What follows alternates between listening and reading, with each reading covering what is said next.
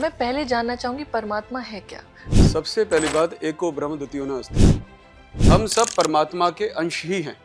उसमें कोई धर्म जाति का कोई भेदभाव नहीं होता। जैसे मेरे मन की कोई इच्छा है जिसको मुझे पूरा करना है या मैनिफेस्ट करना है, मैं कैसे कर सकती हूँ? कोई भी व्यक्ति अपने दिन में अपने फियर और डाउट्स को खत्म करके एक मासूम जानवर की जान लेकर क्या सच में माँ खुश हो सकती है? तो ये सब फेक बातें होती हैं। और जो व्यक्ति बलि चढ़ा रहा है वो उसके कर्म का भुगतान तो करेगा ही, और वो जो मनोकामना उसकी पूरी हुई है ना बलि चढ़ाने से, उसी के द्वारा ही आगे जाके खाई में गिरेगा वो। यहाँ बहुत सारे लोग हैं जो रोज रात को ना लगभग 1 साल से लिख रहे हैं कि मुझे यहाँ पहुँचना है, यहाँ पहुँचना है, नहीं पहुँच पा रहे हैं। इंडिया में समस्या क्या है, वो सारी चीजें भगवान के हाथ पर छोड़ देना चाहते हैं। और जो व्यक्ति उनको शराब चढ़ाता है उसको कृपा भैरव जी की तभी मिलती है जब वो खुद शराब को छोड़ता है। अध्यात्म और अंधविश्वास में आपके अनुसार क्या अंतर है? अध्यात्म स्वयं के अध्ययन की बात होती है, अपनी क्षमताओं को पहचानो। अंधविश्वास तो अपने आप में पूरा धोखा ही है। और कोई कहता है मैं तो मानता ही नहीं कि भगवान नाम की कोई चीज होती है। सबसे मूल रूप से भावना, अगर जिसकी भावना मजबूत नहीं है वो कितने ही जाप मंत्र जप कर ले वो कुछ नहीं कर पाएगा। और किसी की भावना अगर अटूट है वो भगवान के नाम पर मिट्टी भी उठाकर किसी को दे देगा ना, उसका काम हो जाएगा। यानी नामपि चेतांसी देवी भगवती ही सा बलादा कृष्य मोहाय महामाया प्रचति। किस्मत, डेस्टिनी, मिरेकल, ये सारे के सारे अंधविश्वास के शब्द हैं। ये आध्यात्मिक शब्द है ही नहीं। भारत के अध्यात्म में कभी भी बिलीव नाम की कोई चीज नहीं थी। बजाय सेल्फ एनालिसिस करने के वो कमजोर होकर अभी तो 60 चल रही है, अभी मेरी गर्लफ्रेंड मुझे छोड़ गई, अभी तो किस्मत मेरी खराब है, इन चीज़ों में पड़ जाएगा तो फिर तो मुझे वो सही रास्ते पे नहीं महसूस होगा। बहुत मोटा पैसा इन्वॉल्व होता है, लोग एकदम टूट के पड़ते हैं उन लोगों के पीछे। लोग कहते हैं, फिर वो कैलकुलेशन लगाते हैं 99 का अगर मैं एक कुंडली बेच रहा हूँ और मानो महीने में 1 लाख आए तो यार 99 लाख तो मैंने इससे ही बना दिए। 9-9, 10-10 बच्चे हो रहे हैं, बुढ़ापे तक कुछ नहीं है, बुढ़ा बुढ़ी आपस में लड़ भी रहे हैं, मीठा मीठा भी बोल रहे हैं, आज की तारीख में मूलांक भी मिला रहे हैं, लकी नंबर भी मिला रहे हैं, कुंडली भी मिला रहे हैं, कोई गुरु माँ कोई पूजा भी करवा रही है। उसके बाद 3 महीने के भीतर भीतर दोनों के दोनों डिप्रेशन और एंजाइटी में मिलते हैं। भगवान भिखारी नहीं है, दाता खूब देता है, ठीक है, मांगता कभी नहीं है। ईश्वर की आराधना या ईश्वर को पूजना या उन्हें याद करना, इसके पीछे क्या कारण होना चाहिए? भगवान की पता है पूजा कैसी करनी चाहिए, अपने नवजात बच्चे की तरह। वो तुम्हें कुछ देगा नहीं, मांगो भी मत, लेकिन उसको देखकर तुम्हारे मन में ऐसा प्यार उमड़े। तो आदमी हमारे पास तब आता है तो उसकी हालत बहुत खराब हो चुकी होती है, वो कहता है चलो रेकी सीख कर भी देख लेते हैं, यहाँ से उसकी बाजी पलटती है। और अगर वो इसी टेक्निक को मात्र 15-20 मिनट रोज प्रैक्टिस करता है अपनी बॉडी के ऊपर, जहाँ पे भी उसको दिक्कत है, आप देखो उसको रिलीफ मिलना शुरू हो जाएगा और दर्द तो यूं खत्म हो जाएगा। 2, 3, 4, 5, 6। हेलो एवरीवन, नमस्कार। मेरा नाम तुषारिका शर्मा है और हमारे पॉडकास्ट के एक और कमाल के अंश में मैं आप सभी का स्वागत करती हूँ। दोस्तों, आज हम मेरे दिल के करीब एक ऐसे विषय के बारे में बात करने वाले हैं जिसके बारे में सदियों से हम सुनते आए हैं, मगर पूर्णतः न किसी ने इन सवालों का जवाब दिया है। और अब इन चीज़ों को इतना मिक्स एंड मैच कर दिया जाता है कि हमें कंप्लीट इन्फॉर्मेशन मिल ही नहीं पाती है। आज हम एक ऐसे विषय के बारे में बात करने वाले हैं जिसको महर्षि पिपलाद से लेकर रामकृष्ण परमहंस जी से लेकर रामानुजान से लेकर निकोला टेस्ला और साथ ही साथ एल्बर्ट आइंस्टाइन, जिनके दिमाग की हम सब दाद देते हैं, जिनकी एक्सपीरियंसेस, इनके एक्सपेरिमेंट्स की हम लोग दाद देते हैं, पढ़ते हैं, आज हमारी ज़िंदगी का हिस्सा हमने उन्हें बना लिया, हमारी टेक्स्ट बुक का हिस्सा बना लिया, उसके बारे में बात कर चुके हैं। हम बात करने वाले हैं एनर्जी की। हम बात करने वाले हैं उस अंश की जिसका हिस्सा आप हैं, मैं हूँ और ये ब्रह्मांड है।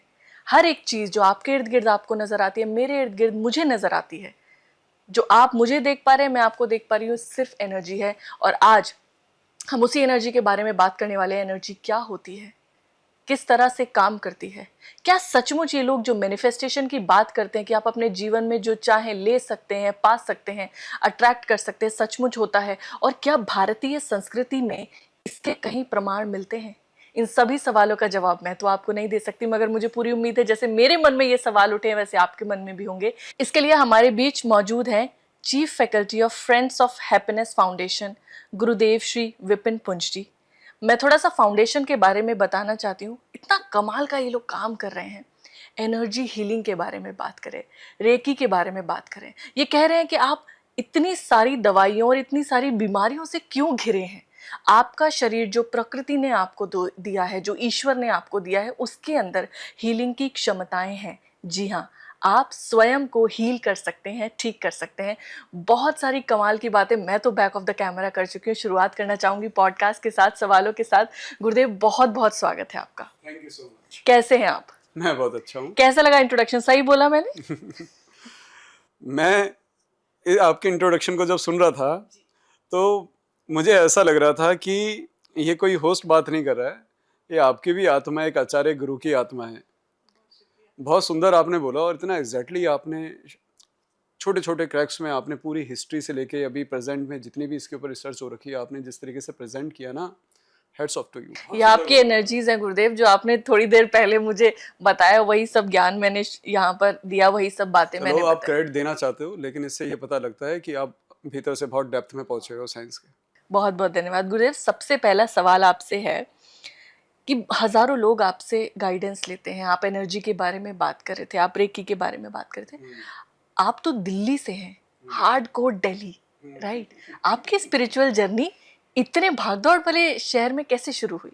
दिल्ली की इमेज बिल्कुल ऐसी बनी हुई है कि यहाँ पे सारे के सारे बिगड़े हुए बच्चे ही होंगे।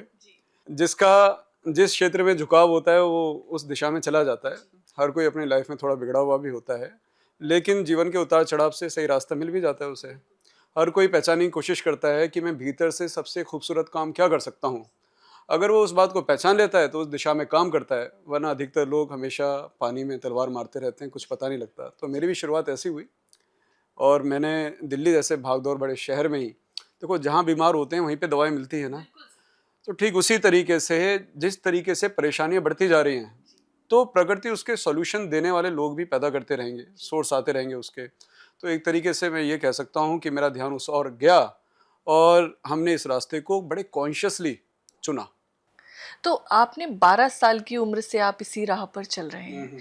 इतनी छोटी उम्र में क्या किसी भी व्यक्ति को ये समझ आ सकती है? क्योंकि मैं जहाँ तक समझती हूँ, ये खेलने कूदने की उम्र होती है।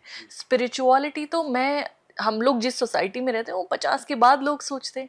12 वर्ष की आयु में आपको किस तरह से विचार आया? क्या परिवार में कुछ लोग थे जो स्पिरिचुअल थे, जो इस राह पर चल रहे थे, जिनका हाथ थाम कर आप यहाँ तक आ सके? जब स्पिरिचुअलिटी की बात की जाती है कि 12 साल 10 साल की उम्र से, मैं ये कहता हूँ परमात्मा खेल खेल में ही मिलता है। वाह! अपने आप को दोष देकर जीवन को कठिन बनाकर भगवान नहीं मिलता। एक बच्चे को केवल खेल खेल में वो सारी बातें, अनुभूति में, एक्सपीरियंशियल लेवल पे वो सारी चीज़ें मिल जाती हैं जो बड़े होने के बाद लोग किताबें पढ़ के, तर्क लगा के, अनुभव करके प्रवक्ता अच्छे बन सकते हैं, किताबें रट सकते हैं, मंत्र हजारों बता सकते हैं, लेकिन किसी के पास वो जो बीज होता है ना, जो धरती में से पेड़ पैदा करता है, वो किसी के पास भी नहीं होगा। तो जो कोई भी बच्चा, केवल मैं ही नहीं, हर बच्चा बचपन से इस तरीके से डिजाइंड होता है कि वो मटेरियल वर्ल्ड को, भौतिक जगत को, जो आंखों से दिख रहा है उसके बियॉन्ड उसको सेंस कर रहा होता है। वो ऐसे जो बच्चे होते हैं ना, वो रेगुलर काम के लिए बने नहीं होते, ठीक है? उनको पढ़ाई समझ में नहीं आती है, उनको कैलकुलेशन समझ में नहीं आती है, उनका इंट्यूशन, उनका क्रिएटिव एक्सपेक्ट बड़ा ही डिफरेंट होता है, वो बहुत ही अलग नज़रिए से वो दुनिया को देख रहे होते हैं। तो कभी भी सच्चाई यही है, जब आप छोटे होते हैं ना, तो ये समझ लो परमात्मा बगल में ही चल रहा है आपके, ठीक है? जब हम बड़े हो जाते हैं, तर्कशील हो जाते हैं, तब उंगली उसकी दूर छूटने शुरू हो जाती है।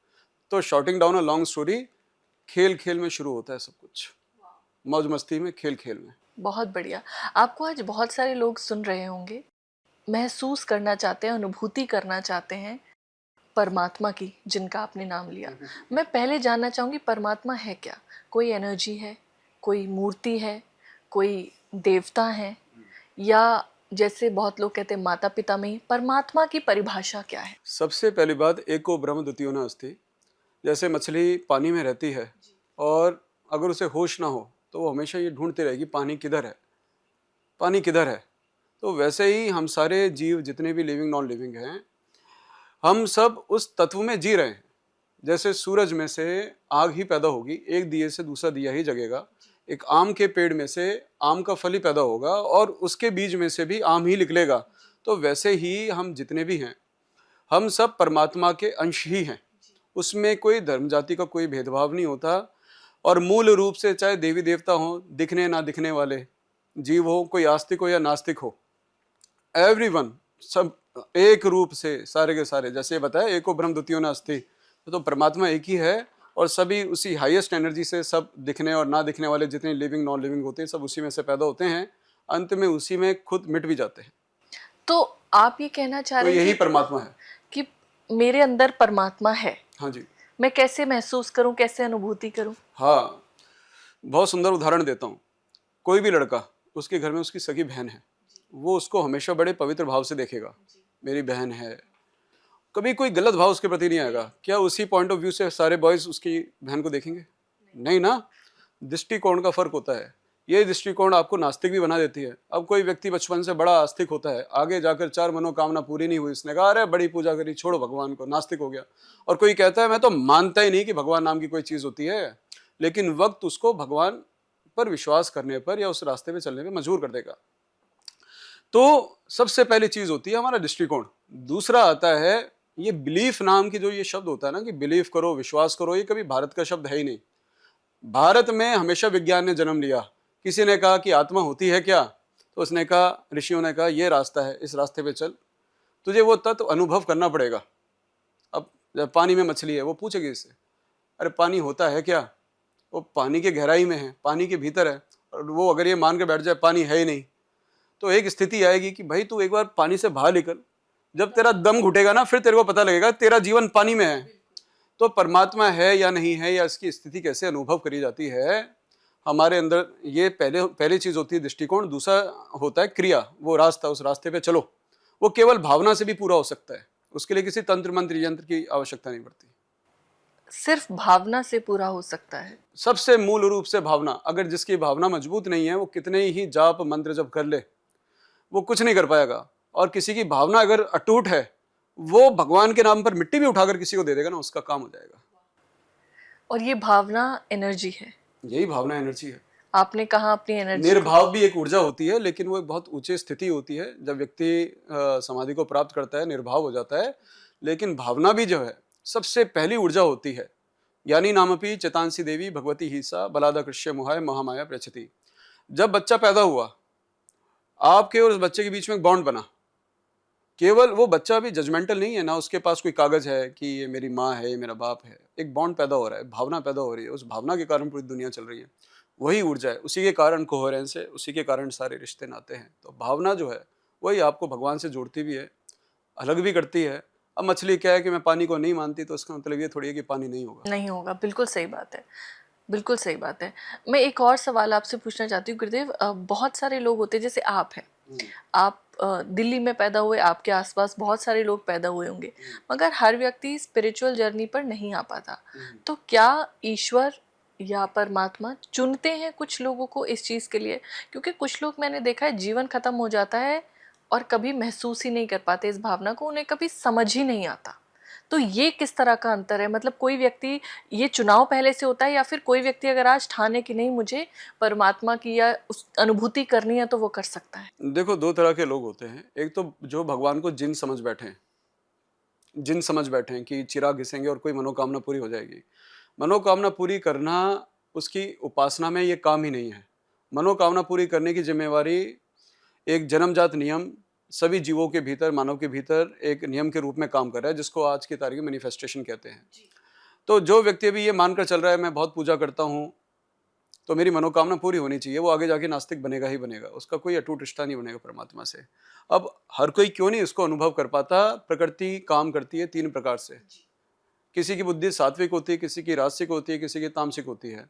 अभी जो व्यक्ति केवल संसार को भोग की दृष्टि से देख रहा है और उसका लक्ष्य इतना ही है कि मुझे शरीर का आनंद लेना है, पैसे का आनंद लेना है, दैट्स इट। जब तक वो कारण पैदा नहीं होगा उसके जीवन में कि वो सोचे क्यों उस बारे में। जैसे स्वामी विवेकानंद कितने बुद्धिशील थे, लेकिन शुरुआत में वे अपने जीवन में नास्तिक भी थे, उनका दृष्टिकोण बदला जी। तो हर किसी का रास्ता अल्टीमेटली उधर ही जा रहा है। कोई लाइन में आगे है, कोई लाइन में पीछे है। अभी कोई मेरे सामने कहता है ना मैं नहीं मानता, मैं कहता हूँ मत मान, कोई उससे फर्क नहीं पड़ता। लेकिन फिर भी अगर तू जो सिद्धांत है जो विज्ञान है उसको फॉलो करेगा वो तेरे लिए काम करेगा। पानी पिएगा तो प्यास बुझेगी तेरी। अब तू चाहे पानी के प्रति आस्तिक हो जाए या नास्तिक हो जा, वैसे ही अध्यात्म भी काम करता है। तो जीवन में परिस्थिति बनती है, परिस्थितियां बहुत कुछ करवा देती है। कोई लाइन में अभी आगे है, वो मान चुका है, वो जा रहा है उस ओर, तो वो चुप करके बैठ गया। उसने कहा कि अब जो बात मुझे समझ में आई है ना, अभी जो व्यक्ति लाइन में बहुत पीछे है वो जानता नहीं है कि आगे क्या होने वाला है उसके साथ, वो क्या महसूस करने वाला है। अगर उसको आप समझाओगे भी तो अभी उसको वो पल्ले भी नहीं पड़ेगा। तो ये सारा प्रकृति की देन होती है। प्रकृति अलग अलग भाव पैदा करती रहती है ना सबके भीतर। आपने मैनिफेस्टेशन की बात की। आजकल बहुत सारे लोग वीडियोस बना रहे हैं। एक वो फिल्म बनी द सीक्रेट, एक किताब रोंडा ब्रायन की लॉन्च हुई, उसके बाद से ये लोग सुनने लगे। अब ये ना एक वेस्टर्न कॉन्सेप्ट की तरह से आया, इंडिया में इंट्रोड्यूस हुआ। आप मुझे बता रहे थे, मैं चाहूँगी आप दर्शकों को भी बताएं कि जो भी चीज़ें हमें जीवन में चाहिए वो हम अट्रैक्ट कर सकते हैं, या लॉ ऑफ मैनिफेस्टेशन एक्चुअली होता है। और अगर हाँ, तो मैं चाहूँगी कि आप बताएं कि कैसे, क्योंकि बहुत सारे लोग एक्चुअली में कुछ डिज़ायर्स लेकर बैठे हैं, अचीव करना चाहते हैं, कैसे कर सकते हैं? मनोकामना पूरी होना ये हर मानव के लिए बहुत सरल है, क्योंकि एक नियम के रूप में सबके भीतर ये काम कर रहा है। ये किसी आतंकवादी को भी नहीं रोकती प्रकृति, और ये किसी ऐसे हीरो को भी नहीं रोकेगी जो आतंकवादियों को मारना चाहता है। यानी कि प्रकृति सबके लिए समान रूप से काम कर रही है। जिसको लॉ ऑफ अट्रैक्शन बताया गया, मैं जनरली बताऊं तो वो मैंने किताब पढ़ी नहीं है, लेकिन वो बहुत फेमस हुई, इतना तो मुझे पता है। हाँ जी। तो ये बात भारतीय उपनिषदों में बहुत ही पूर्व कह दी गई है, और ये महर्षि पिपलाद के द्वारा कही गई प्रश्नोपनिषद में। उपनिषद में जब महर्षि पिपलाद से बहुत सारे ऋषि मुनि है, जिसमें महर्षि गर्ग, कात्यायन ऋषि, उनके बच्चे, तो ये समझ लीजिए कि उस काल में जब महर्षि पिपलाद हुए तो हाईएस्ट टीचर थे उस समय पे। ओके। तो उन्होंने भी यही क्वेश्चन पूछा कि वी वांट टू नो कि ये जो हमें दिखता है उसका मूल रूप क्या है, तो ये ऊर्जा काम कैसे करती है। सब कहते हैं शक्ति शक्ति शक्ति, ये शक्ति काम कैसे करती है। तो उन्होंने ये बताया ऊर्जा दो रूपों में काम करती है। एक तो प्राण ऊर्जा के रूप में, और वो जो प्राण ऊर्जा सक्रिय होता है तो उसमें वाइब्रेशन पैदा होती है, बहुत स्ट्रॉन्ग फ्रीक्वेंसी पैदा होती है। हाँ, वाइब्रेशन फ्रीक्वेंसी एक ही टर्मिनोलॉजी हो गई। हाँ। जिसको कोई हर्ट्स में नाप रहा है आज की तारीख में। तो प्राण ऊर्जा और वाइब्रेशन, ये दोनों एक ही तत्व के दो रूप हैं। ठीक है। ये दोनों मिलकर ही किसी भी मैनिफेस्टेशन को परिणाम देते हैं। अब इसमें आगे महर्षि पिपलाद ये बताते हैं कि ये जो रई, या पर छोटी ई की मात्रा, यानी कि वाइब्रेशन है। ये रई शब्द जो है तब वाइब्रेशन के लिए इस्तेमाल किया गया, स्पंदन के लिए इस्तेमाल किया। तो प्राण ऊर्जा पहले प्रबल होती है किसी में, फिर उसकी जब भावना, मन की भावना यानी मन का संकल्प उसको बोला गया, जिसको आज एफर्मेशन बोलते हैं, सबकॉन्शियस माइंड की पावर बोलते हैं उसको, उसमें शब्द इस्तेमाल किया मन का संकल्प। तो ये प्राण ऊर्जा मन के संकल्प के साथ आपकी इच्छाओं को फलीभूत करने का काम करती है। तो ये बीज है, ये बीज है। ठीक है। अब एक बीज में कोई भी बीज उठा लो, मूंग का दाना उठा लो, आप राजमा का दाना उठा लो, कोई भी बीज, उसमें दो हिस्से होते हैं ना, और बीच में से अंकुर पैदा होता है। ठीक है। तो ठीक उसी तरीके से एक प्राण ऊर्जा है, एक वाइब्रेशन है, एक मेल एनर्जी, एक फीमेल एनर्जी है। बड़ा सरल है इसको समझना, बस थोड़ा सा एक अच्छी गाइडेंस और टीचर मिलता है ना व्यक्ति, तो इस बात को समझ जाता है। आपको किसने समझाई ये सारी चीजें? ये मैंने उपनिषदों में पढ़ा, और मेरी शुरुआत तो मेरी मदर से हुई थी, लेकिन उनका जो सब्जेक्ट था वो थोड़ा अलग था। तो मैं 3rd स्टैंडर्ड में था, मेरी मदर ने मुझे दीक्षा दी थी शक्ति उपासना की। तो ये सारी चीज़ें ना कर्म कांड करने वाले को भी, जो बहुत जल्दी कर्म कांड में आ गया है, उसको भी थोड़ा ये समझने में मुश्किल हो सकती है अगर उसने ध्यान या योग का रास्ता नहीं पकड़ा है। तो अगर कोई व्यक्ति इस बात को समझ जाता है तो उसे पता होगा अगर मैं कर्मकांड कर रहा हूँ तो उसका मतलब ये नहीं है कि मैं किसी देवता के नाम पर बहुत ज़्यादा घी उसको सप्लाई कर रहा हूँ तो देवता खुश हो रहा है कि मेरे पास इतना घी आ रहा है तो उसका मनोकामना मैं पूरी करूँगा। उसकी ऊर्जा हम पैदा कर रहे हैं, तो फिर एक समय ऐसा आएगा उसको लगेगा कि मुझे तो ये सारी सामग्री की भी आवश्यकता नहीं है, सारी सामग्री मेरे भीतर है, संकल्प की आवश्यकता है, सारी सामग्री मेरे भीतर है, और वो सामग्री को मुझे सक्रिय करना है। कोई जाने अनजाने में भी कर रहा है किसी का, जैसे आप नास्तिक लोगों को आप बहुत ज्यादा समृद्ध देखते हो। हाँ, मैं यही सवाल भी पूछने वाली थी। नास्तिक लोगों को बहुत समृद्ध देखते हो, क्यों? उनकी जो संकल्प शक्ति है बड़ी मजबूत होती है, लेकिन वो एक सीमा तक वो आगे जा पाते हैं। नास्तिक आदमी जब ईश्वर को समझता है, समझने की कोशिश करता है ना, तब वो उसको बड़े वैज्ञानिक रूप से समझ लेता है। तो गुरुदेव, आपने बताया मैनिफेस्टेशन कैसे काम करता है। अब मैं चाहती हूँ, दर्शक बड़ी देर से आपको देख रहे होंगे, जानना चाहते हैं कि वो अगर कुछ मैनिफेस्ट करना चाहे तो कैसे कर सकते हैं।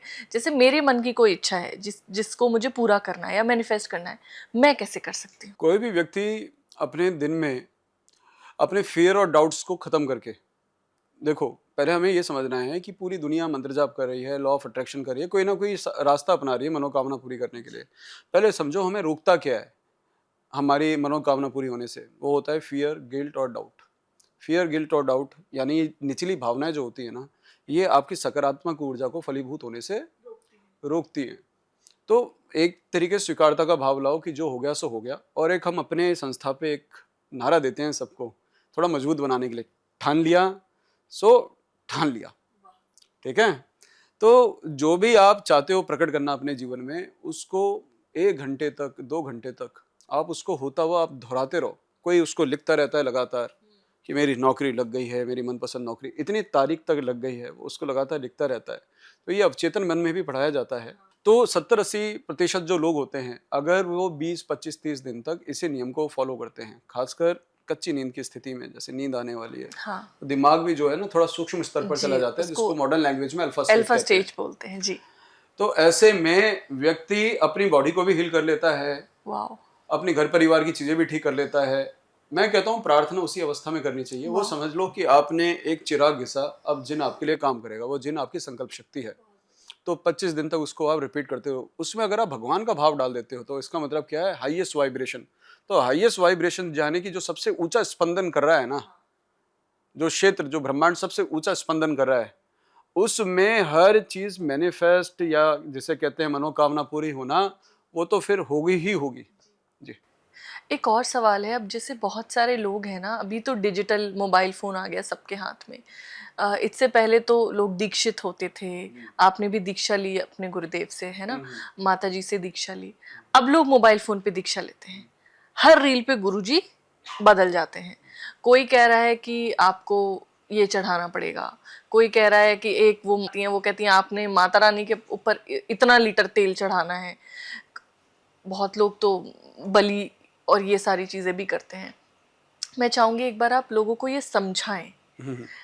आपने बताया, पर थोड़ा सा और डिटेल में इस चीज़ को बताएं कि ये गलत है। एक मासूम जानवर की जान लेकर क्या सच में माँ खुश हो सकती है? देखो क्या है कि भगवती की उपासना का चेहरा आज की तारीख में ऐसा बन गया है कि जैसे कि उसका उपासक है ना, कोई हेल्दी माइंडसेट का हो ही नहीं सकता। या तो वो सर हिला रहा है, या फिर पीछे एक बैकग्राउंड में खतरनाक सा म्यूजिक चल रहा है और वो अजीबोगरीब हरकतें कर रहा है। तो ये सारा का सारा इसे कहते हैं कंटेंट। इसे कंटेंट कहते हैं जिसमें हम वीक हैं। ठीक है, तो अब क्या है, लोग मनोकामना पूरी करने के लिए अगर कहीं पे बलि चढ़ा रहे हैं, तो रामकृष्ण परमहंस जो कि बंगाल में हुए, उन्होंने माँ भगवती काली की उपासना फल और फूलों से करी। उन्होंने कभी तामसिक नहीं चढ़ाया। उन्होंने ये प्रूव किया कि जब मैं भगवती को ऐसे मना सकता हूं कि जैसे गाय और बछड़े जैसा संबंध, और वो भी केवल भावना की शक्ति से कि माँ आ, और वो तुरंत आ गए, तो उसमें आप ये बलि, बकरा, शराब, ये आपका, ये आम आदमी का रास्ता नहीं है। लेकिन आदमी इतना इच्छा पूर्ति के पीछे, यही समझ लो आज भी 21वीं सदी में लोगों की ऐसी भावना है कि लड़का ही हो, और वो लड़का करवाने के लिए वो कुछ भी करने के लिए तैयार हो जाते हैं, है ना। तो मैं कहता हूँ बच्चे इतने सारे गोद लो, भगवान की सेवा है। खैर बात फिर कहीं और चली जाएगी। ये तो भगवती की उपासना, माता काली की उपासना का सिद्धांत वो यूट्यूब में बताया जा ही नहीं सकता जी। अगर कोई 10 महाविद्याएं भगवती माँ काली के मंत्र टीवी पे बांट रहा है, वो केवल वो अपने सब्सक्राइबर बढ़ाना चाह रहा है, जिसके पास वाकई सिद्धि होगी जी। वो योग्य शिष्य में भी, जिसका कहते हैं ना, शायद वो अपने बेटे को भी, अपनी बिटिया को भी ना बताए कि इसका क्या रास्ता होता है। जी।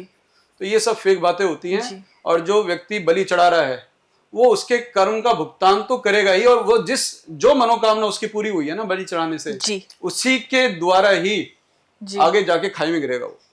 मैं एक और सवाल इस पे पूछना चाहती हूँ। वैसे तो हमने कुछ और क्वेश्चंस बना रखे थे, टीम ने कुछ और सवाल दिए थे, लेकिन आप जितनी खूबसूरती से इस विषय पे बात कर रहे हैं, मैं अपने और ऑडियंस के मन के सवाल आपसे पूछना चाहूँगी। एक और चीज़ हम बहुत सुनते हैं, लोग कहते हैं कि मेरे जीवन में इस चीज़ की कमी है। बहुत सारे लोग मैंने देखा है कि इनके मन में ये रहता है कि मेरे पास है नहीं, कुछ नहीं है, क्या नहीं है। दूसरे इंसान से जेलसी होती है कि इस व्यक्ति ने ऐसा अचीव कर लिया, वैसा कर लिया, ये कर लिया। जिस रास्ते की आप बात कर रहे हैं, क्या उस रास्ते पे चलने से पहले कुछ भावनाओं को छोड़ना पड़ता है? आप अभी आध्यात्मिक रास्ते की बात कर रहे हैं या केवल एक नॉर्मल लाइफ की बात कर रहे मैं हैं? आध्यात्मिक राह की भी बात कर रही हूँ और नॉर्मल जीवन में भी, क्योंकि आप मैनिफेस्टेशन की बात कर रहे हैं और आपने कहा कि निचले स्तर की एनर्जीज जो होती हैं वो आपको जीवन में कुछ अचीव नहीं करने देती। यहाँ बहुत सारे लोग हैं जो रोज रात को ना लगभग 1 साल से लिख रहे हैं कि मुझे यहाँ पहुँचना है, यहाँ पहुँचना है, नहीं पहुँच पा रहे हैं। उसका कारण क्या होता है? मेहनत करनी पड़ती है साथ में। लोगों की संकल्प शक्ति मेहनत को लेकर भी बहुत वीक है। लोगों के पास टेक्नोलॉजी का एक्सपोजर नहीं है। तो इंडिया में समस्या क्या है, वो सारी चीज़ें भगवान के हाथ पर छोड़ देना चाहते हैं। वो टेक्नोलॉजी को लेकर अपडेट नहीं होना चाह रहे। आप और मैं पॉडकास्ट कर रहे हैं, ये सुंदर संदेश जो है लोगों तक पहुंचेगा, टेक्नोलॉजी से पहुंचेगा ना। लोग एजुकेशन नहीं लेना चाहते, अपनी स्किल्स को इम्प्रूव नहीं करना चाहते, वो बस रोना चाहते हैं मेरे पास आए आए आए आए। पति पत्नी आपस में लड़ते हैं, फिर उनको कोई बताता है काला जादू हो गया, काला जादू जबान पर हो गया। तो लोग अपने आप को इम्प्रूव नहीं करना चाहते, अपने बिहेवियर को, अपनी सोच को नहीं बदलना चाहते हैं। तो उससे कितना भी लिख लो, कहीं ना कहीं देखो अवचेतन मन की शक्ति थोड़ा बहुत तो मैनिफेस्ट करेगी, लेकिन अगर पूरी तरीके से अटक गई है ना, तो उसको बहुत बड़ी मात्रा में अपनी कॉन्शियसनेस को, अपनी ऊर्जा को इम्प्रूव करने की जरूरत है, जो कि ध्यान के द्वारा भी किया जाता है, रेकी के द्वारा भी किया जाता है। लेकिन देखो, शक्ति तो राक्षस भी अर्जित कर लेता है ना। अब देखो, उसामा बिन लादेन ने संकल्प लिया मैं अमेरिका के दोनों टावर गिराऊंगा, उसने गिरा दिया ना, उसको कोई रोकने वाला तो नहीं आया, बाद में मारा गया, वो बात अलग है। इससे क्या पता लगता है, प्रकृति सबका साथ देती है, आपको अपना रास्ता चुनना होता है। अब रहा कि अध्यात्म में आने की बात, कोई व्यक्ति अध्यात्म में आना चाहता है तो सबसे पहली उसको उसकी वेशभूषा या भगवा धारण करना उसको आध्यात्मिक नहीं बनाएगा। अब जैसे आज की तरह में कोई भी हीरोइन, कुछ नहीं मिला तो महामंडलेश्वर बन गई, तो पैसे देके कोई भी बन सकता है। आप जब अपना मुंह खोलोगे ना, तो सामने वाले को पता लग जाएगा ये कितने पानी में है। असली आध्यात्मिक आदमी एक शब्द बोलता है सामने वाले को और वो हील हो जाता है, उसको अपना जवाब मिल जाता है। जो पीड़ा में होगा ना आदमी, उसकी एक एक शब्द उसके भीतर दवा की तरह काम करेगी। शब्दों में इतनी शक्ति है। शब्दों में इतनी शक्ति होती है। अध्यात्म का मतलब होता है सुलझा हुआ आदमी, जो दर्द को समझ सकता है, किसी के परिवार के दर्द को समझ सकता है। अभी तो रिसिप्ट काटती जाती है ना कि 51,000 की पूजा, 1 लाख की पूजा। अभी भी मेरे मोबाइल फोन में अगर आप देखोगे, बहुत बड़ा परिवार है एक बिजनेसमैन का, छत्तीसगढ़ का, तो लाखों रुपया, करोड़ों रुपया वो मनोकामनाओं की पूर्ति के लिए खर्च करते हैं, नहीं हुई उनकी मनोकामना पूरी। काबिलियत, वो कुछ नेता वेता बनना चाहते थे अपने जीवन में, तुमने जीवन में कभी भाषण नहीं दिया, राजनीति में नहीं गए, और आप सपना देखो कि आप सीधा एक मेयर का पद ले लोगे, तो ये पॉसिबल नहीं है। तो ठीक है, ये सारी चीजें आपके पास है, तो इसका मतलब ये थोड़ी है तीर तुम्हें चलाना नहीं पड़ेगा। ठाकुर जी तुम्हारा रथ चला रहे हैं, मेहनत तो तुम्हें खुद ही करनी पड़ेगी। यानी मैनिफेस्टेशन के साथ साथ हमें कर्म करना है, कर्म तो करना बिल्कुल पड़ेगा उसी अपना। दिशा में। उसी दिशा में अध्यात्म आपके कर्म के रास्ते में से बाधाएं खत्म करेगा, मेहनत कम कर देगा। एक होता है व्यक्ति संघर्ष बहुत करता है, चलो केवल इतना ही समझ लो। एक आदमी ये कहता है कि गुरुजी मुझे बस इतना बता दो कि भाई मेरी दुकान कैसे चले, ठीक है, मैं बहुत ज़्यादा मेहनत कर रहा हूँ और परिणाम कम आ रहे हैं। तो उसके भी नियम होते हैं। आप अपनी ऊर्जा को इस तरीके से बढ़ा सकते हो और उसी दिशा में ले जा सकते हो जिससे तुम्हारी दुकान जो है बढ़िया चले, इतना काफ़ी है। फिर उसको, व्यक्ति को समझ में आने लगी, फिर वो सोचेगा क्या मैं इससे अपने शरीर को भी ठीक कर सकता हूँ, अपने बच्चे को भी ठीक कर सकता हूँ। धीरे धीरे स्टेप बाय स्टेप इंसान की जिज्ञासा प्रॉब्लम के साथ साथ बढ़ती रहती है। तो अध्यात्म क्या करेगा, अगर हम केवल उपचार की बात कर रहे हैं तो संघर्ष पहले से कम हो जाएगा, परिणाम की मात्रा बढ़ जाएगी। तो जैसे 10 सीक्रेट किताब है, अवचेतन मन की बात हो रही है, मनोकामना पूर्ति के आध्यात्मिक नियमों की बात हो रही है, तो वो इस तरीके से परिणाम पैदा करते हैं। बहुत बढ़िया गुरुदेव। अगर अभी आप कह रहे हैं कि इंसान अपने जीवन को डिज़ाइन कर सकता है, बना सकता है, बहुत लोग कहते हैं कि मतलब हमारे बड़े बूढ़े भी कहते थे कि जो होना हो वो पहले से लिखा होता है। ये क्या है, मतलब डेस्टिनी एक्चुअली में एग्जिस्ट करती है? अगर हाँ तो कहाँ तक? और अगर डेस्टिनी में ही सब कुछ लिखा हुआ है कि मुझे यहाँ बनना है, तो कर्म करने की जरूरत क्या है फिर? 2 तरह के लोग हैं दुनिया को समझाने वाले। अगर आप अपने जीवन में बहुत कुछ अचीव करना चाहते हो, कुछ बढ़िया करना चाहते हो, तो आपकी किस्मत, तकदीर में क्या लिखा है, आपकी राशि क्या कहती है, तो आप उसको कर नहीं पाओगे। मानिए आप योग कर रहे हैं, ध्यान कर रहे हैं या रेकी हीलिंग सीख रहे हैं अपनी बीमारी को खत्म करने के लिए। दूसरी तरफ आपने एक ऐसा विज्ञान सीखा जो ये कहता है कि आपकी बीमारी खत्म नहीं होगी, आप मर जाएंगे उससे, या फिर इतने समय तक आप कुछ कर लीजिए, आपकी बीमारी खत्म हो ही नहीं सकती। आप या तो रचनाकार के मार्ग पर चल सकते हैं, आप या फिर ये स्वीकार कर सकते हैं जो होना होगा हो जाएगा। आप ये बताओ तर्क की किस रास्ते पर है? पहले वाले पे। रचनाकार के। तो रचनाकार का जो नियम होता है ना, वो इंसान के लिए सबसे ज्यादा जरूरी होता तो है। भाग्य को अब नकार उसको दें। धीरे धीरे अब उसको धीरे धीरे ये भी महसूस होगा कि यार ये चीज तो मुझे अनुभूति हुई, मैंने अपनी तरफ से बेस्ट दिया, लेकिन जो होना था वो हुआ। वो चीज तो होगी उसके साथ, उसका दिमाग वहां चलता रहेगा, लेकिन उसको ये पता लग जाएगा कि काम करने का, रचना करने का अधिकार क्षेत्र मेरे पास है। मैं अपने तरफ से बेस्ट दूंगा, करूंगा, बाकी प्रभु की मर्जी। उसको बोला गया बाकी प्रभु की मर्जी। ऐसा नहीं है कि आप घर पे आप बैठो और सब ग्रह कर देंगे, किस्मत कर देंगे। किस्मत, डेस्टिनी, मिरेकल, ये सारे के सारे अंधविश्वास के शब्द हैं। ये आध्यात्मिक शब्द है ही नहीं।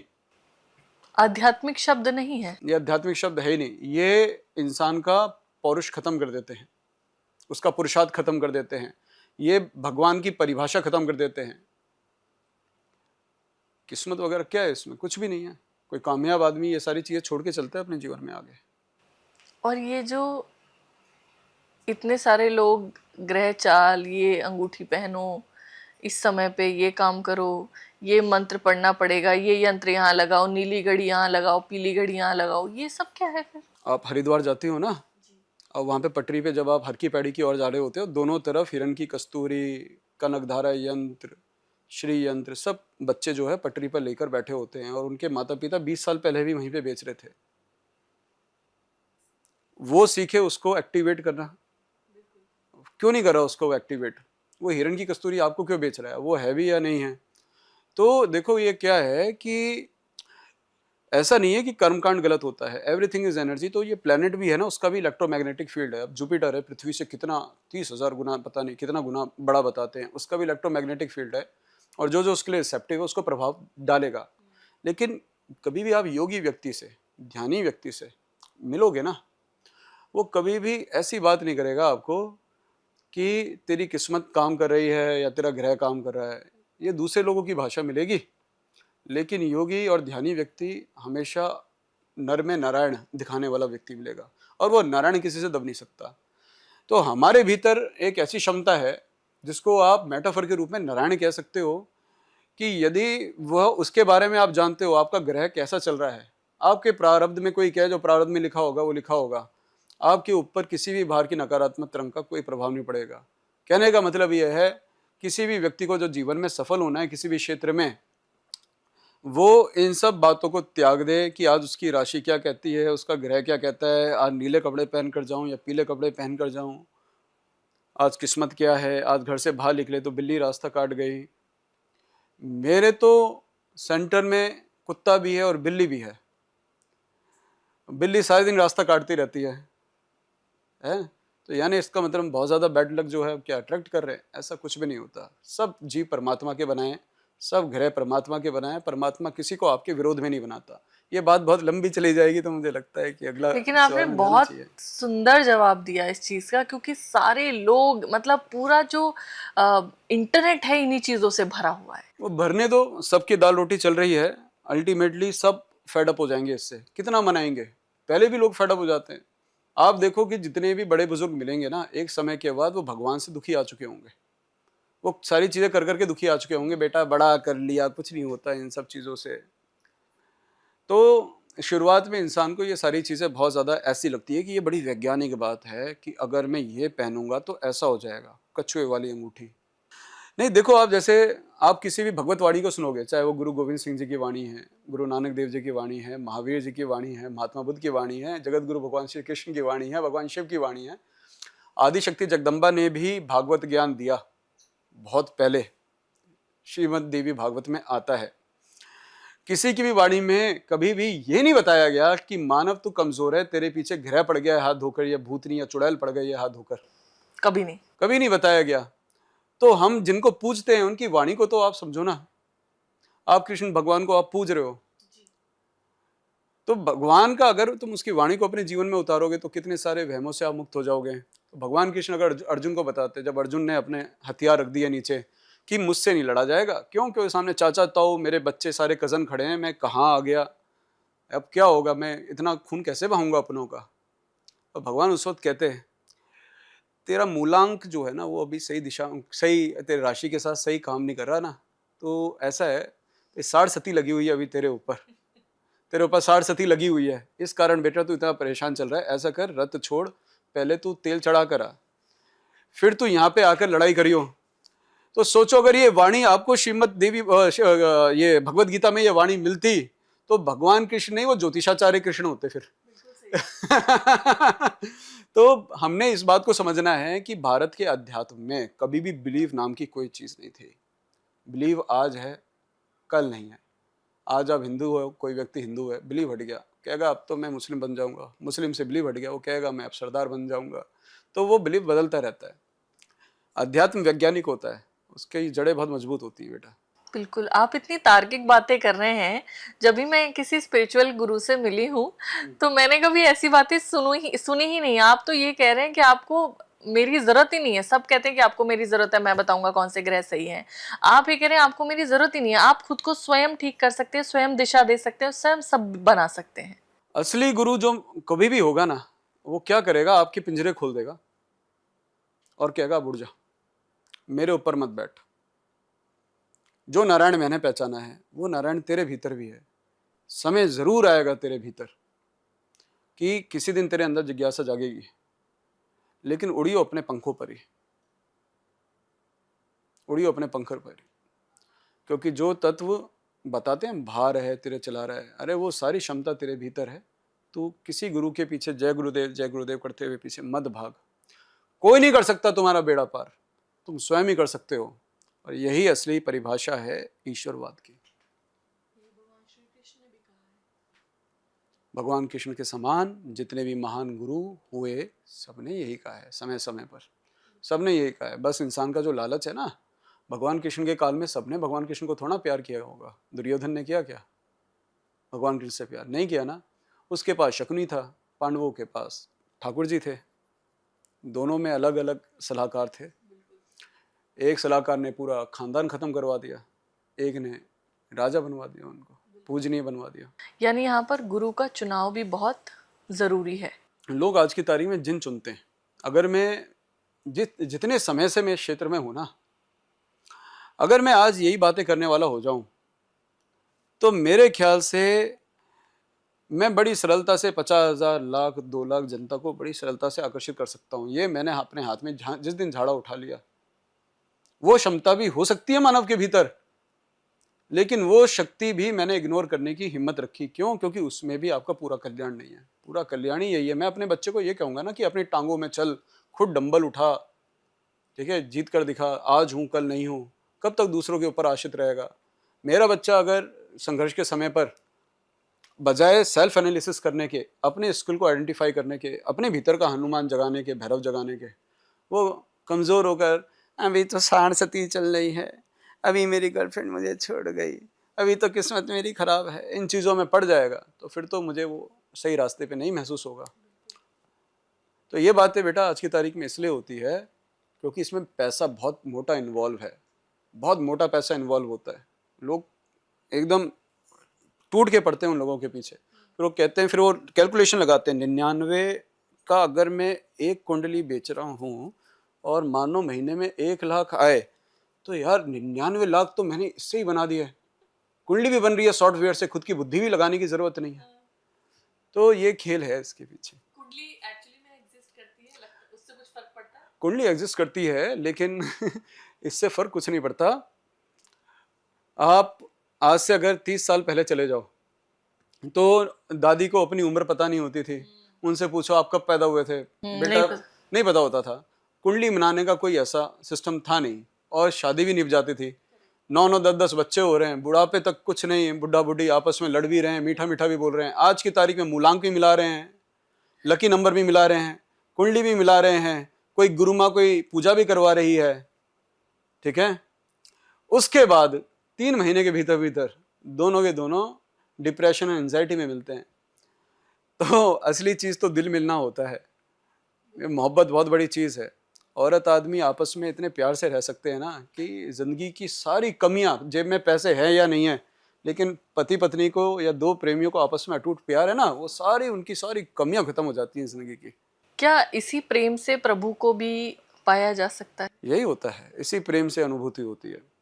आपने अनुभूति की है? अरे इन सब चीज़ों को, कि हमने किसको देखा है किसको नहीं देखा है, हमारे जीवन में क्या हुआ, हम कभी भी उसको जनता में रिवील ही नहीं करते। उनके पास ये बुद्धि क्षमता नहीं है। अगर मुझे भगवान को बेचना होता तब मैं ज़रूर बताता, लेकिन हम अपने प्रेमी को बेच नहीं सकते।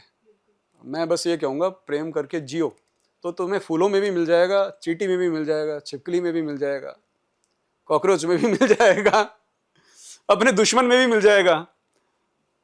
बिल्कुल। आप कह रहे हैं कि ईश्वर का हम सब अंश हैं, हमारे अंदर ही ईश्वर है। तो ये जो इतने सारे मंदिर बने हुए हैं, है ना, बहुत सारे मंदिर हैं जहाँ पर, अब मैं तो देख रही हूँ एक मंदिर है जहाँ पर आप अपनी कोई लीगल प्रॉब्लम है तो वो नोटिस आप लगा देते हैं जाके, तो वो सॉल्व हो जाता है।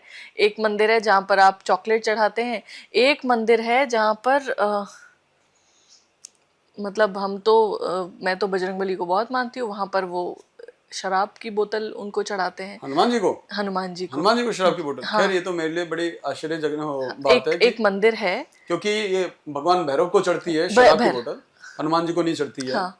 और भैरव जी, जिसकी जैसे भैरव जी जो हैं तंत्र में मदिरापान करते हैं, क्योंकि वो तामसिक स्वरूप है भगवान शिव हाँ, के। सॉरी, आई थिंक मुझसे तो गलती हो गई, भगवान भैरव का ही जो है वो मंदिर बहुत था। प्राचीन भगवान है, बहुत शक्तिशाली भगवान है।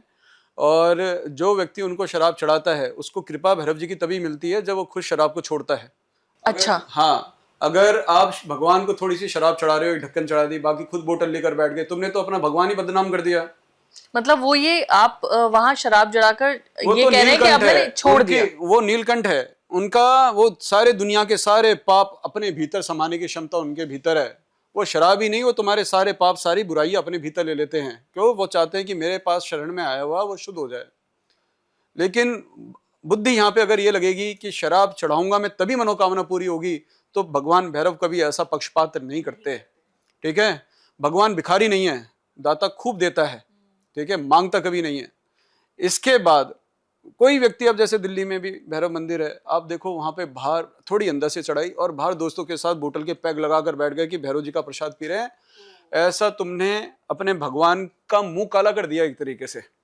तो ऐसे लोगों को भगवान भैरव की कभी कृपा प्राप्त नहीं होती। भगवान भैरव तो ऐसे भगवान है जो भिखारी को भी राजा बना दे, चाहे उसके जीवन में उसने कोई ढंग का कर्म कराओ या ना कराओ, अगर उनकी सीधी निगाह है तो। जी। बहुत सारे लोग, जैसे आपने बोला भिखारी को राजा बनाते, बहुत सारे लोग पूजा ही ये सोचकर करते हैं कि मैं भगवान की पूजा करूं और मैं मतलब मुझे रंग से राजा बना देंगे। क्या ईश्वर की आराधना या उनका नाम या स्पिरिचुअल जर्नी, जो लोग स्पिरिचुअलिटी में आना चाहते हैं, जो चाहते हैं कि हमारी स्पिरिचुअल अवेकनिंग हो, हम आइडेंटिफाई कर पाएं अपने सोल को, हम वो लक्ष्य को एटलीस्ट समझ पाएं जिसके लिए हम इस पृथ्वी पे आए हैं? क्योंकि बहुत सारे लोग मैंने देखे, पैसा जब कमाना था तब ये था कि हाँ कमा लें, अब कमा लिया, अब करें क्या, कुछ समझ में नहीं आ रहा, अब भी टेंशन है। जब सब कुछ है उसके बाद भी स्ट्रेस है, टेंशन है। तो ईश्वर की आराधना या ईश्वर को पूजना या उन्हें याद करना, इसके पीछे क्या कारण होना चाहिए? ये लोग जो भौतिक इच्छाओं के साथ उनको याद करते हैं, क्या सच में ये सही है? हाँ, ये देखो, हर किसी का अपना एक दृष्टिकोण है और अगर उसकी मनोकामना पूरी हो रही है तो वो उसको छोड़ेगा भी नहीं। ठीक है, जब किसी व्यक्ति को ये पता लग जाता है इस बाबा से या फिर इस भगवान से मेरी मनोकामना पूरी होती है, तब वो उसके पास ज़्यादा ही जाएगा, कम नहीं जाएगा। क्योंकि अब उसको पता लग गया ना कि यहाँ से मेरी मनोकामना पूरी हो रही है। लेकिन एक मेरा गुरु भाई है जो कि फौज में है, महेंद्र नाम है उसका, उसने बड़ी सुंदर बात कही। उसने क्या कहा, वो अपने गुरु का ऐसा भक्त है, उनके और मेरे गुरु सेम है, लेकिन वो इतना अटूट है ना गुरु भक्ति को लेकर। वो कहता है, विपिन भाई, भगवान की पता है पूजा कैसे करनी चाहिए, अपने नवजात बच्चे की तरह। वो तुम्हें कुछ देगा नहीं, मांगो भी मत, लेकिन उसको देखकर तुम्हारे मन में ऐसा प्यार उमड़े, सेवा भी तुम्हें ही करनी पड़े, तुम बस माँ बाप बनने का जैसे सुख का आनंद ले रहे होते हो ना, यही भक्ति आपको भगवान से मिलवाती है।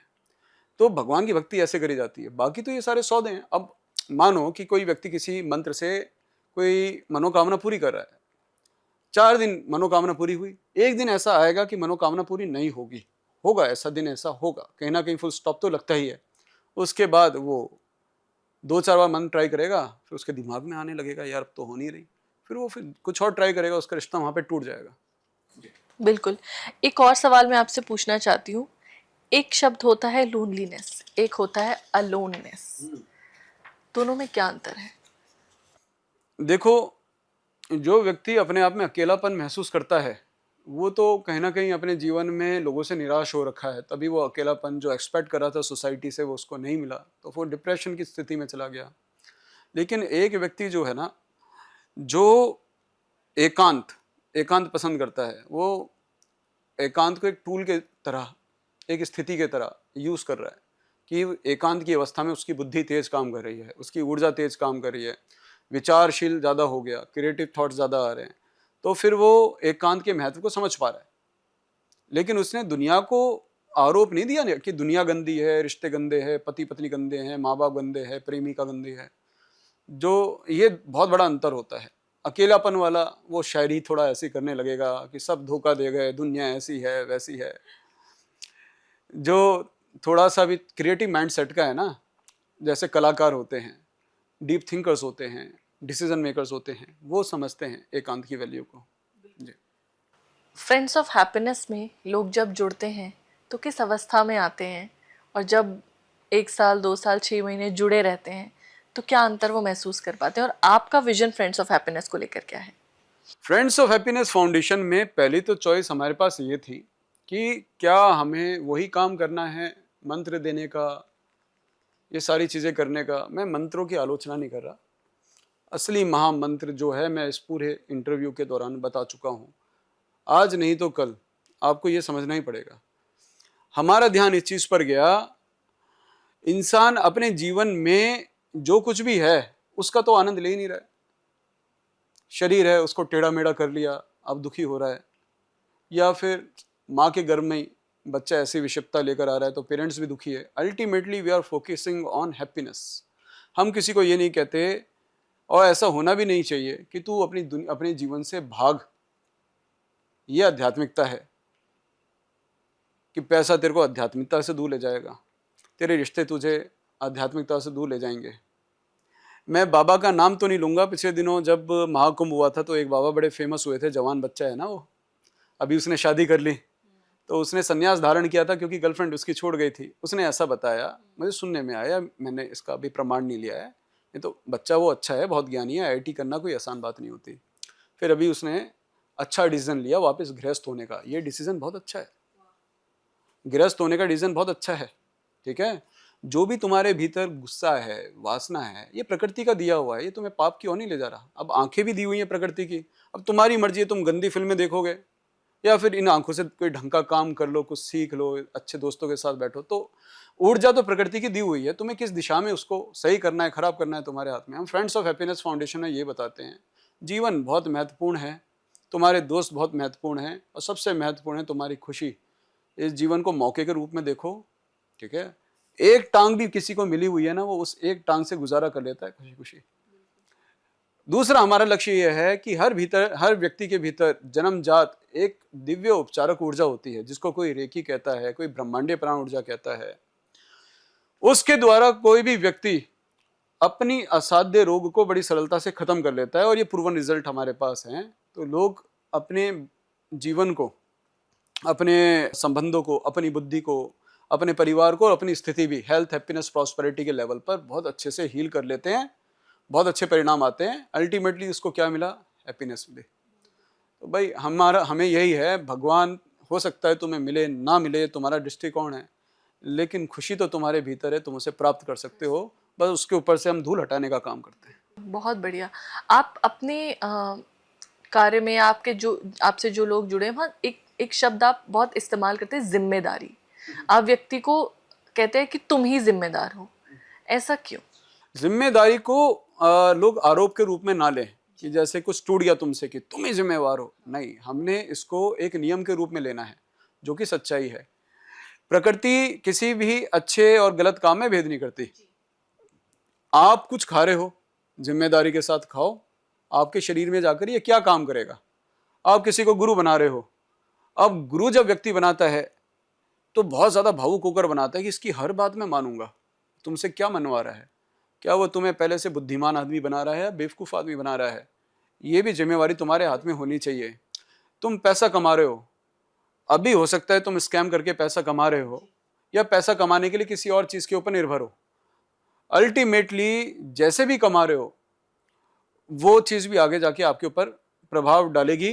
दूसरा, अगर आप पैसा कमाना चाहते हो तो ये सारा नियम भी आपके भीतर, उसको कितना भी कमाने का, वो भी एक जिम्मेवारी के रूप में नियम आपके भीतर काम कर रहा है।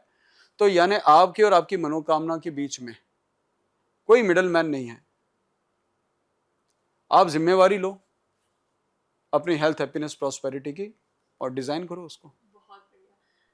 यानी बहुत सारे लोग आपके पास ऐसी स्टेट में आते होंगे, मेंटली बहुत खराब परिस्थिति में, अगर वो अपनी खुशी ढूंढ पा रहे हैं तो मुझे लगता है बेहतर महसूस करते होंगे, जीवन भी सही दिशा में जाता है। इसमें कोई नेगेटिव मानने वाली बात नहीं है। जब जीवन में परेशानी आती है तो इंसान कभी या तो डॉक्टर के पास जाएगा, जाना भी चाहिए डॉक्टर के पास, अच्छे डॉक्टर भी होते हैं, या फिर भूत प्रेत, ग्रह, अंगूठियाँ वगैरह, राशि, इन सब चीज़ों में जाएगा। जब प्रॉब्लम सॉल्व नहीं होती है उसके, तब फिर वो कहता है चलो रेकी भी सीख कर देखते हैं। एक बार जब वो फ्रेंड्स ऑफ हैप्पीनेस फाउंडेशन पे आ जाता है ना, ठीक है, वो ये देखेगा ये फाउंडेशन नहीं है, ये हृदय है, ये हमारा हृदय है। हम सामने वाले के आंसू का कारण समझते हैं। कभी हम भी उन परिस्थितियों से निकल के आए हैं। अगर मैं आध्यात्मिक हूँ तो ऐसा थोड़ी है मेरे जो 4 पंख आ गए पीछे और मैं औरों से बेटर हो गया। आध्यात्मिक होने के पीछे ये है कि जो एक आम आदमी अपने जीवन में जिस उतार चढ़ाव से निकलता है, उन सब उतार चढ़ावों से हम निकले, तब भी वो चीज़ हमारे पास है और उन्हीं चीज़ों से हम बाहर निकले। हम भी मौत के मुंह से बाहर निकले, लाखों लोग अब तक निकले, आप भी निकल सकते हो। तो आदमी हमारे पास तब आता है जब उसकी हालत बहुत खराब हो चुकी होती है। वो कहता है चलो अब रेकी सीख कर भी देख लेते हैं। यहाँ से उसकी बाजी पलटती है। वाह। और रेकी की पता है सबसे अच्छी सुंदरता क्या है? आपको ये पता लगेगा ये सामर्थ्य तो मेरे भीतर ही था हमेशा और हम पूरी दुनिया में ढूंढ रहे हैं, पता नहीं कब होगा, कैसे होगा। अब तो बहुत अच्छे अच्छे मेडिकल डॉक्टर्स, एजुकेटर्स रेकी सीख रहे हैं और कोई भी व्यक्ति, चाहे वो पढ़ा लिखा है या अनपढ़ है, वो भी रेकी बहुत अच्छे से सीख सकता है और बहुत सुंदर परिणाम इसके निकल के आते हैं बच्चे। वाह। आध्यात्म और अंधविश्वास में आपके अनुसार क्या अंतर है? वैसे तो पूरे इंटरव्यू के दौरान ये बात लोगों को समझ में आ गई होगी कि अध्यात्म और अंधविश्वास में क्या अंतर है। अध्यात्म स्वयं के अध्ययन की बात होती है। अपनी क्षमताओं को पहचानो कि नर में ही नारायण है, सारे क्षमताएं जो आप बाहर ढूंढ रहे हो वो सब आपके भीतर है। ये अध्यात्म का मार्ग है। वो आपको बिलीव करना नहीं सिखाएगा, वो आपको चलना सिखाएगा, वो आपको रास्ता बताएगा। सवालों के जवाब होंगे उसमें कि इस रास्ते पे चल और ये चीज़ तू पकड़ लेगा। तुझे मान कर बैठने की ज़रूरत नहीं है। अंधविश्वास ये तो खैर बताने वाली बात ही नहीं है, सभी जानते हैं अंधविश्वास क्या होता है। अंधविश्वास तो अपने आप में पूरा धोखा ही है, ठीक है। हम जिसको भगवान समझ रहे हैं लेकिन उसके पीछे कलयुग काम कर रहा है। अंधविश्वास जो है ना, वो भगवान का मुखौटा लगा के उसके पीछे कलयुग काम कर रहा है। वो श्रीमद् देवी भागवत में भगवती जगदम्बा ने कलयुग की स्थिति बताई कि आगे जाकर जो बुराई है, जिसको राक्षस बताया गया, जो बुराई है वो आध्यात्मिक चेहरा लगाकर बैठेगी, गुरु बनकर बैठेगी, मंदिर में बैठेगी, मूर्ति में बैठेगी, गुरुद्वारे, मस्जिद वगैरह, इन सब यानी आध्यात्मिक रूप धारण कर लेगी। तो ये सारी की सारी चीज़ों का उल्लेख श्रीमद् देवी भागवत में दे रखा है इस स्थिति का। जब हम रेकी सिखाते हैं आप किसी को और वो ये रियलाइज़ कर लेते हैं कि हाँ हम अपने आप को हील कर सकते हैं, ज़्यादातर लोग आई थिंक फिजिकल किसी डिसेबिलिटी, बीमारी, दिक्कत ऐसी परिस्थिति में आते हैं। क्या इसके अलावा भी रेकी का आपके जीवन में कोई असर होता है? जैसे हम मैनिफेस्टेशन की बात करते हैं, क्या वो जर्नी शॉर्टन होती है? हम स्पिरिचुअलिटी की बात किया, हमने अपनी सोल के एलिवेशन की बात किया, क्या रेकी इस जर्नी में भी मदद करती है? 100% रेकी का मतलब है ब्रह्मांडीय प्राण ऊर्जा। तो हमारा जो शरीर है ना, वो फिजिकल होने से पहले वाइब्रेशनल है और वो वाइब्रेशन हमेशा मैग्नेटिक होती है, ऊर्जा का नियम होता है।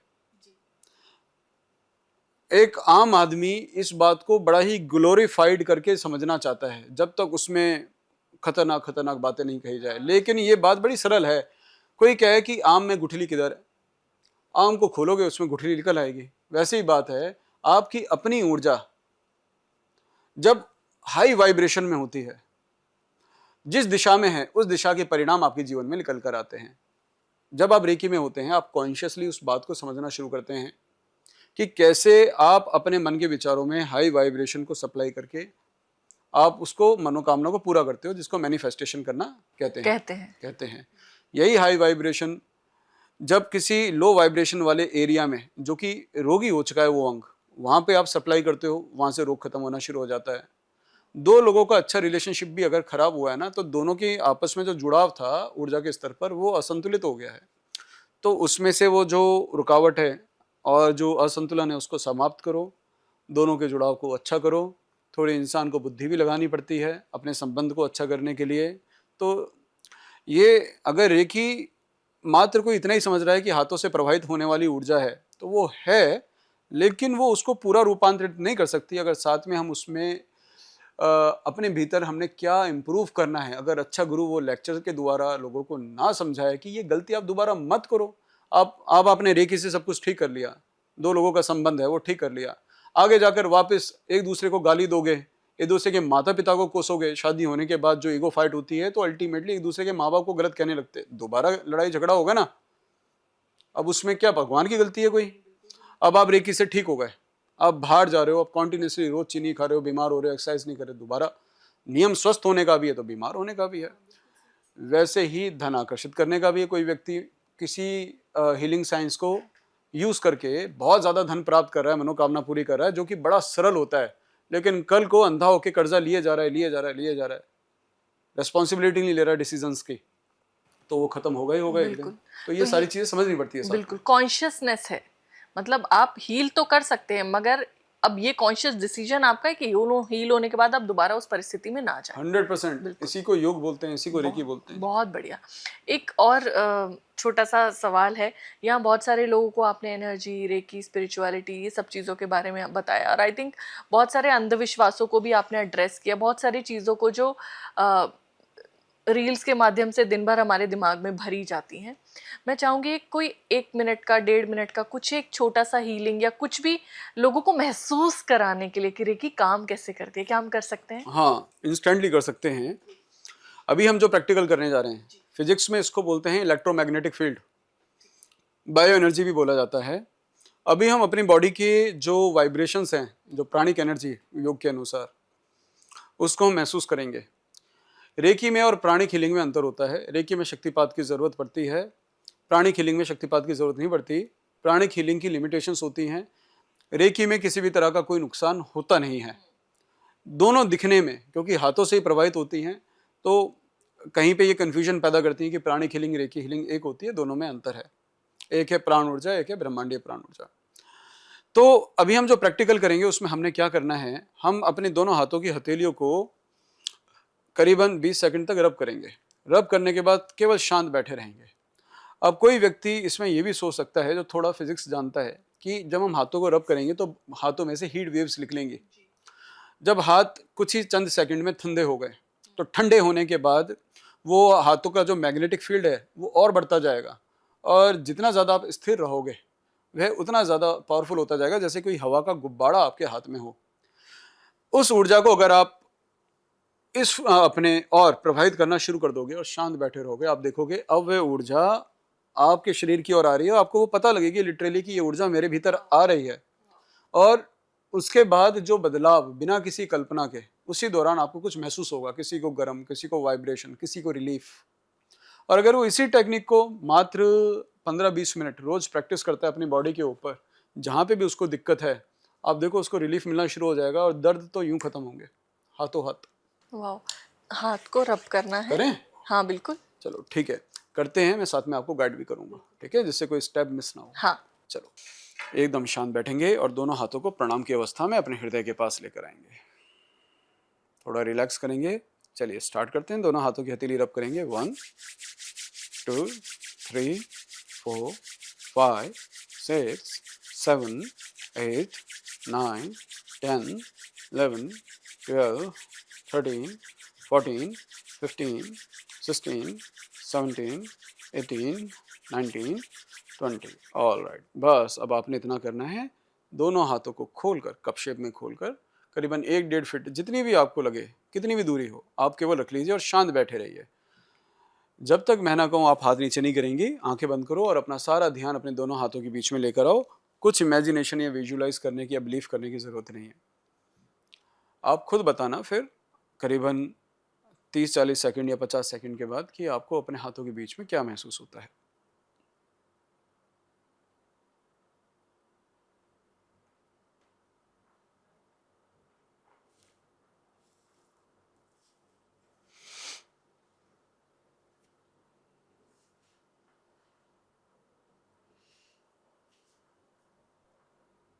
दोनों हाथों की हथेलियों को हल्का हल्का आगे पीछे पुश एंड पुल करो, जैसे हम किसी बलून को दबा रहे होते हैं।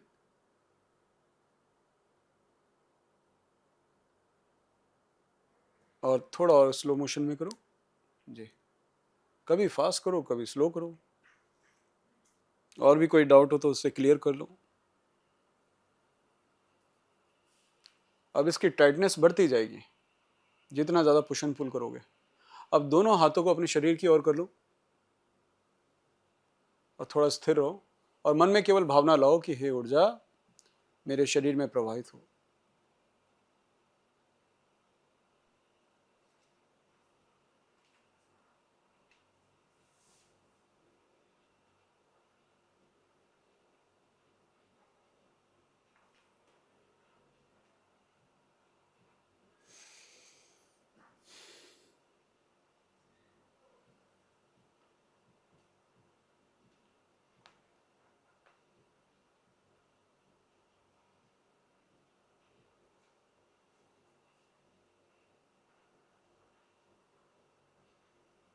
क्या पता लगा बच्चे?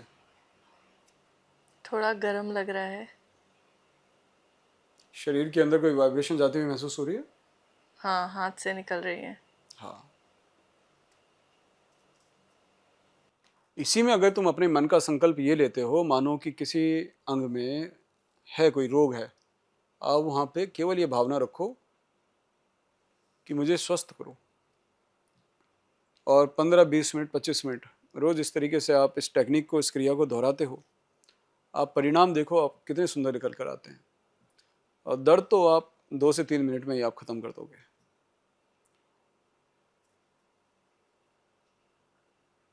अब आप ये सोचो, ये प्राणिक हीलिंग अगर इंस्टेंटली आपके ऊपर काम कर रही है, तो अगर यही वाइब्रेशन बढ़ा दी जाए जो शक्तिपात के बाद काम करती है हमारे हाथों की हथेली में, तो इसका परिणाम बहुत सुंदर निकल कर आता है। इंसान सोच भी नहीं सकता कि वो क्या सीख रहा है और क्या करने वाला है। आप जब चाहें आप इसको स्टॉप कर सकते हैं सेशन को। Take your own time.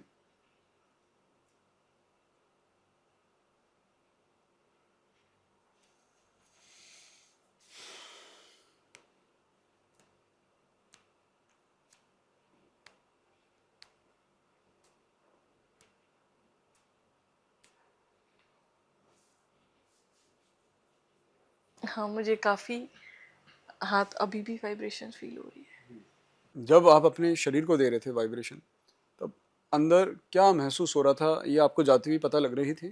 कोई कल्पना करने की ज़रूरत पड़ी? नहीं ना? एक्चुअली मैं कुछ कल्पना कर भी नहीं पा रही थी। हाँ जी, इसके लिए ज़रूरी भी नहीं है। हाँ, मैं कुछ सोच ही नहीं पा रही थी। It was blank. अब कोई कहता है ना कि अफर्मेशन को यूज़ करो, लगातार कल्पना करो, करते रहो, करते रहो। हर कोई कल्पना में अच्छा नहीं होता, लेकिन जो ये ब्रह्मांडीय प्राण ऊर्जा होती है, ये इसमें आपको कोई बिलीफ क्रिएट करने की ज़रूरत नहीं है। आप विश्वास करते हो, किसी चीज़ पर नहीं करते हो, उससे कोई फ़र्क नहीं पड़ता। ये जहाँ प्रवाहित होगी, तो जैसे बीज और मिट्टी पे खाद और पानी पड़ते ही वो अंकुरित होना शुरू हो जाता है ना, उसी वक्त आपके विचार को ये जीवंत कर देगी, आपके शरीर को रोग मुक्त कर देगी। तो जितने भी लोग ये एक्सरसाइज करना चाहिए, कितनी देर करना है? 15 मिनट। हाँ, तो ये अभी प्राणिक हीलिंग है, तो ये प्राण ऊर्जा के द्वारा उपचार हो रहा है। तो कम से कम 25 से 30 मिनट अपनी बीमारी वाले अंग पर दें। अगर वो इसको संकल्प के साथ रोज देते हैं, तो केवल इस इंटरव्यू के माध्यम से ही उनका कल्याण हो जाएगा। 100%, 70-80% जनता ऐसी निकल के आएगी जिनको आराम पड़ेगा। और दर्द में तो अगर वो 5 मिनट भी कर रहे हैं ना, तो उनको आप अगर वह इसको नीचे आप लिख देंगे कि वो नीचे कमेंट करके बताएं, तो बहुत अच्छे परिणाम निकल के आएंगे। रेकी में क्या है, हमारे जो सुषुम्ना नाड़ी होती है, सुषुम्ना नाड़ी के साथ ब्रह्मांडीय प्राण ऊर्जा को चैनलाइज किया जाता है। फिर हमारी जो प्राण ऊर्जा है ना, ये खर्च नहीं होगी। अभी ये आपकी चार्जिंग है जिसको आप यूज कर रहे हो। अगर अभी अपने आप को दे रहे हो तो कोई प्रॉब्लम नहीं है। अगर आप किसी और को हील करोगे तो आपकी चार्जिंग लो हो जाएगी ना, आपकी ऊर्जा कम हो जाएगी। ब्रह्मांडीय प्राण ऊर्जा में क्या होता है, ये प्राण ऊर्जा को भी बढ़ाने वाली शक्ति होती है। तो आपकी अपनी भी एनर्जी बढ़ी और जिस पेशेंट की आप हीलिंग कर रहे हो उसकी भी एनर्जी बढ़ी। यही सिद्धांत आगे जाके आपको असल में पता लगेगा कि मनोकामना पूर्ति के लिए यही वाइब्रेशंस रिस्पॉन्सिबल होती है। बिल्कुल। गुरुदेव, बहुत सारे सवालों के आपने जवाब दे दिए इतने कम समय में। बहुत एनर्जी आपने दे दी, एक सॉल्यूशन भी दे दिया रेकी कैसे कर सकते हैं। मैं चाहूँगी एक लास्ट मैसेज जो आपको आज लोग सुन रहे हैं, अध्यात्म से जुड़ा, जीवन से जुड़ा, किसी भी चीज़ से जुड़ा, आप जो देना चाहेंगे। हाँ, मैं बस इतना ही कहना चाहूँगा, देखो आप आस्तिक हो या नास्तिक हो, परिवार तो आपके पास है ही, शरीर भी आपके पास है। इस जीवन में जितने भी हम आपस में मिले हैं, हम बहुत थोड़े समय के लिए मिले हैं। जिनसे आज आप नाराज़ हो, लड़ाई झगड़ा कर रहे हो, जिनसे आप रूठे हुए हो, ये आज हैं, कल नहीं हैं। हमें लगता है कि हमें रोज़ देखने को मिलेंगे। अब इस पूरी दुनिया में कहीं पे बम गिराकर लोग मार रहे हैं, कहीं पे अर्थक्वेक आ रहा है, कोई बारात में डांस करता करता मर रहा है। मैं ईश्वर से प्रार्थना करता हूँ कि मेरी उम्र भी आपके परिवार वालों को लगे, लेकिन दुनिया की सच्चाई यही है ना। जितना समय आपको मिला है उसमें खुश रहो, अपने साथी को माफ करने की आदत डालो। जबान लड़ाकर जीतना है तो दुनिया से जीतो, अपनी पति पत्नी माँ बाप से नहीं, अपने दोस्तों से नहीं। अखाड़ा बाहर अच्छा लगता है, घर के भीतर नहीं। तो घर में जो व्यक्ति लड़ाई में हार गया, उसके घर में लक्ष्मी है, उसके घर में सुख शांति है। और जो बाहर लड़ाई जीत गया वो दुनियादारी में जीतेगा। तो पहला गुण आपको चाहिए माफ करने की आदत। बोल दिया तो बोल दिया, क्या हो गया, क्या गुस्सा आपको नहीं आता? दूसरी चीज, प्यार करने का मौका ढूंढो, मनाने का मौका ढूंढो। कोई बात नहीं, झगड़ा हो गया, सॉरी बोलो, वापस मनाओ। और मान जाने की आदत भी जल्दी डालो। कई लोगों की होती है ना आदत कि मैं तो लास्ट तक मानूंगा ही नहीं, जब तक ये एकदम नाक नहीं रगड़ेगा। टूट जाएगा घर, आपका घर टूट जाएगा अगर आपका ये एटीट्यूड है। जल्दी मान जाओ। ये दो चीजें आपके घर को ऐसा बना देगी कि आप ऑफिस छोड़कर फटाफट घर जाने के चक्कर में रहोगे। और तीसरा मैसेज ये है, अपने घर में से शराब खत्म कर दो। जिसके घर में शराब है उसने अपने घर में शकुनी घुसा लिया। आज नहीं तो कल, जैसे दुर्योधन को शकुनी लास्ट तक अच्छा लगता रहा था ना, वैसे ही शराब जब तक पूरे तरीके से आपके घर को बर्बाद नहीं कर देगी तब तक आपकी शराब छूट नहीं सकती। फिर एक समय ऐसा आएगा, आप बर्बाद हो चुके होंगे, आप कहोगे शराब अब मुझे छोड़। अब शराब कहेगी मैं तुझे नहीं छोड़ूंगी। तो ये अपने घर से शराब खत्म कर दो। अपने घर को आप वैसे ही बहुत सुंदर और बहुत बढ़िया बना सकते हो। तो ये संदेश अपने दिल में छाप लो। घर बढ़िया है, आपके घर को किसी भूत प्रेत डाकनी शाकनी किसी ग्रह ने खराब नहीं किया। सारे भूत प्रेत ग्रह आपके यहाँ पर बैठे हुए हैं। बहुत बहुत धन्यवाद। तो ये थे गुरुदेव श्री विपिन पुंज जी। बहुत सारे सवालों का जवाब दिया, बहुत सारी चीज़ों का उन्होंने तार्किक तरीके पर जवाब दिया जो हमारी जनरेशन जानना चाहती है। मुझे पूरी उम्मीद है जो लोग ये पॉडकास्ट देख रहे हैं वो इतने बुद्धिजीव तो हैं, समझ पा रहे हैं कि वो क्या कहना चाहते हैं। मैं चाहूँगी आप ज़्यादा से ज़्यादा लोगों के साथ इसे शेयर करें ताकि वो कल किसी तांत्रिक, किसी ऐसे ढोंगी व्यक्ति के दिखावे में, उसकी बातों में, बहकावे में ना आए और वो समझ पाएँ कि न सिर्फ हील करने की शक्ति उनके अंदर है मगर उनकी लाइफ, उनकी डेस्टिनी, उनके सपने पूरे करने की, क्रिएट करने की शक्ति के हाथों में है। इस पॉडकास्ट में समय सीमित था इसलिए हम बहुत ज़्यादा बात नहीं कर पाए, मगर मैं सारी details friends of happiness organisation की, गुरुदेव की सारी डिटेल्स टैग कर रही हूँ अपने डिस्क्रिप्शन बॉक्स में। आप उन्हें इनबॉक्स करें, सवाल करें। दिल्ली में उनका आश्रम है, जाएं, उनके ऑफिस बात करें। आपकी जो समस्याएं उनका समाधान कई बार इस पॉडकास्ट में मिलेगा, कई बार आप फ़ोन करेंगे, मैसेज करेंगे, ईमेल करेंगे, बात करके मिलेगा। तो मुझे पूरी उम्मीद है कि आप सभी लोग जिन भी समस्याओं से जूझ रहे हैं, इस पॉडकास्ट से 80% समस्याएं सॉल्व हो जाएंगी। बाकी 20% जो बाकी हैं वो आप जब जुड़ेंगे फ्रेंड्स ऑफ हैप्पीनेस से तो आप खुश महसूस करके उन्हें ठीक कर सकते हैं। अगले पॉडकास्ट में मिलेंगे कुछ और सवालों के साथ, किसी और कमाल के शख्स के साथ, किसी और विषय के साथ। तब तक अपना ध्यान रखिए। इस पॉडकास्ट को ज़्यादा से ज़्यादा लोगों के साथ शेयर कीजिए, कमेंट सेक्शन में अपना प्यार दीजिए। तब तक के लिए धन्यवाद।